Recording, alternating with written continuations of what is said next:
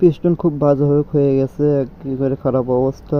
আসসালামু আলাইকুম। তো ইয়ামাহা G5 বাইক, ইঞ্জিনটি প্রচুর পরিমাণে বাজানো হলে আসতেছে, সাউন্ডটি একবার শুনুন।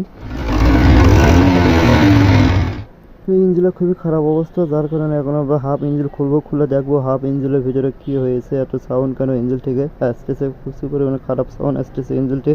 হাফ ইঞ্জিন খুলে দেখবো আমরা কি হয়েছে ইঞ্জিনের। তো এখন আমরা বাইকটি সর্বপ্রথম আগে সিট ট্যাঙ্কি খুলে নেব, আস্তে আস্তে সব কিছুই খোলা হবে। হাফ ইঞ্জিন খুলবো, বাইকে খুলে দেখবো কি সমস্যাটি হয়েছে যার কারণে এরকম সাউন্ড আসতেছে ইঞ্জিন থেকে। তো এখন আমরা ট্যাঙ্কি খুলে নেবো, সব কিছু খোলা হয়েছে ওপরে সিট ট্যাঙ্কি। ট্যাঙ্কি খুলে দেওয়ার পরে ইঞ্জিন খুলবো, খুলে দেখবো ইঞ্জিনের ভিতরে কি সমস্যা। তো অবশ্যই ভিডিওটি শেষ পর্যন্ত দেখবেন, দেখলে বুঝতে পারবেন ইঞ্জিনের কি সমস্যা। তো আমরা এখন হাফ ইঞ্জিন খুলতেছি। তো এরকম অনেক আগেকার বাইক, ইয়ামাহা G5 বাইক, এই বাইকগুলো থেকে ইয়ামাহা এখনকার বড় বড় বাইকে জন্ম হয়েছে। এই বাইকগুলো আগে খুবই ভালো ছিল বাইকগুলো, এই বাইকগুলো আগেকার খুবই মার্কেট ছিল আগে। তো এখন আমরা খুলতেছি, হাফ ইঞ্জিন খুলে দেখো। তো হেডের কোনো সমস্যা নেই, হেডের সব কিছু ঠিক আছে। তো আমরা এখন পিস্টন খুলে নেব, পিস্টন খুলে এনে দেখবো কি সমস্যা হয়েছে পিস্টনের।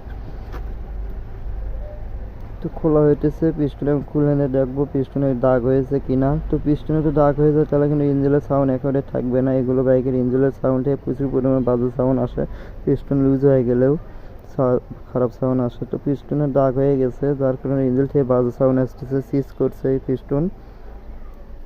তো আমরা কানেক্টিং চেক দেবো, কানেক্টিংও ঠিক আছে, কানেক্টিংয়ে কোনো সমস্যা নেই। তো আশা করা যায় শুধুমাত্র পিস্টন পরিবর্তন করে দিলে ইঞ্জিনের সাউন্ড সুন্দর হয়ে যাবে, অ্যাকুরেট সাউন্ড চলে আসবে ইঞ্জিনের।